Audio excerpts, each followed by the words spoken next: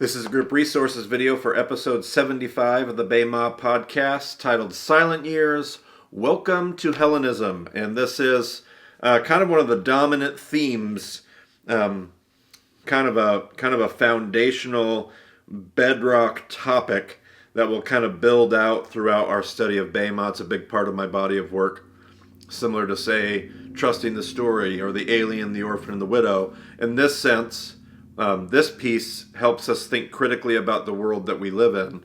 And the big idea is just introducing us to the Greco-Roman world of Jesus. Again, we're about ready to study the Gospels, and there's so much context. There's so much cultural backdrop. There's so much that I didn't unpack when I was in Bible school and those kind of things, that when I went to Israel, it was just so helpful for me understanding like what Jesus was saying and why, and all of those things. And so those are some thoughts that that's the big idea here. The only emails that I got, again, this is going to be a big theme, by the way, of session 3. We're always going to try to give great resources in our show notes, so watch our show notes for great resources to read. A lot of this stuff I picked up directly from Ray. I have got some books that I still need to read on my bibliography, and I just haven't gotten to them yet. I've had some recommendations given to me, and I just haven't gotten to them yet either. So I don't have a bunch of great books to read on Hellenism. I have been told that there are a few. I just haven't gotten there yet, and so I can't say I've read this and I recommend it. But there are some books out there that you can study. A lot of stuff you can see and look at online and all kinds of stuff. Obviously, there's not as many books talking about Hellenism from the reference point and the perspective that we are in our study of Jesus. A lot of times our Greco-Roman world, like our world today, our Western American world, is built on the values of Hellenism. And so you can find all kinds of stuff throughout your secular university training and the kind of things that we learn from architecture to just the way that philosophy engages with our studies to, just the list goes on and on and on. Civil engineering. We still operate according to so many of the things that were built in the world of Hellenism. And so I don't have a lot of great resources, but that does bring me to one other big idea that I would want to communicate to you as a discussion group facilitator. If I were facilitating a discussion, I would be really careful before I demonize Hellenism as the source of all our evils in the world. It's not. It's not. Hellenism is simply a way of ordering the world. What is problematic is a narrative that makes you the center of the universe. What is problematic is a narrative that says this whole world is about you. What is problematic that's the problematic part, is the narrative and the story that Hellenism tells us.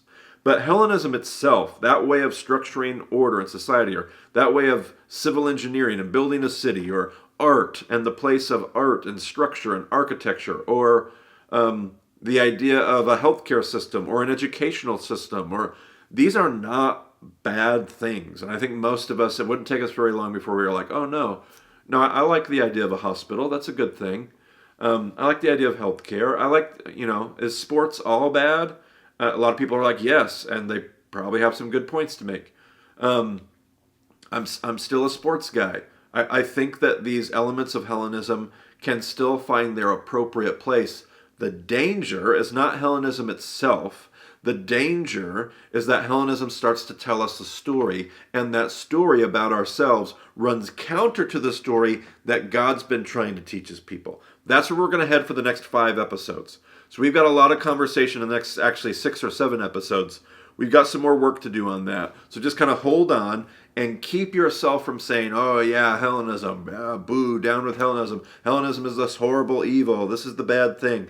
It's recognizing that the Hellenistic world of Jesus is very, very similar to the Hellenistic world that you and I live in 2,000 years later. At least most of us listening to this video.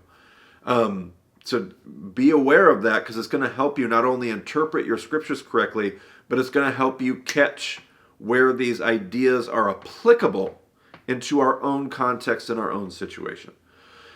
Oh, let's see. If I were going to facilitate discussion, what kind of questions would I ask? Head questions, Yeah, you could evaluate the. You could if you had a whiteboard, you could have a ton of fun. Like throw up on the whiteboard every like Hellenistic idea, trope, um, yeah, element of our world and society and the things we experience every day. Talk about consumerism. Talk about the idea that this world revolves around you. Like, just throw up everything you can on the whiteboard. Where does Hellenism show up today? You could evaluate those things, whether it's the big ideas and the pillars of Hellenism. You could evaluate them. Have a very head conversation about um,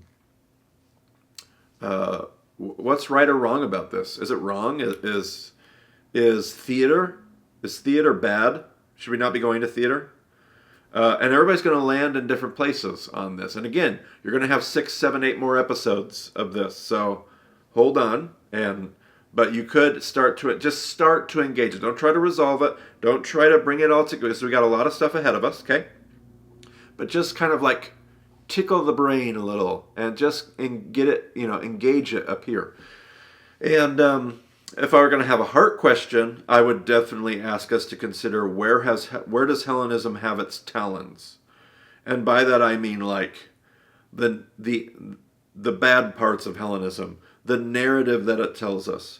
Where does Hellenism and consumerism and me as the center of the universe, where does that show up in my life, in our lives, in our church's lives? Where does that show up? And what do we do about that? Which leads to Hans' questions, which is, what do we do about that? Is there some kind, and again, I'm going to say, hold yourself back before you make any huge pronouncements about big conclusions about Hellenism. But maybe there's something just small and bite-sized that you might say, I think Jesus is telling us, we could make a small little decision here, and it could have big ramifications. Just consider where Hellenism has its talons in you, and maybe make a decision that you're going to do something about that, whatever it might be. Apply this lesson. Find some idolatry and weed it out.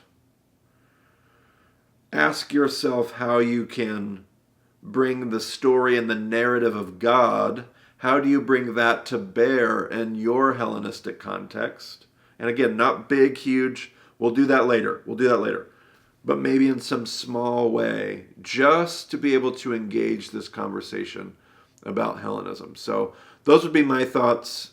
I hope that none of these conversations are the end of the conversation. I hope that many of these ideas simply stimulate much better questions, better conversations, but maybe by planting some seeds, you get an idea of where you want to take this for your group. So those would be my thoughts. So I hope that's helpful, and we'll talk to you in the next video.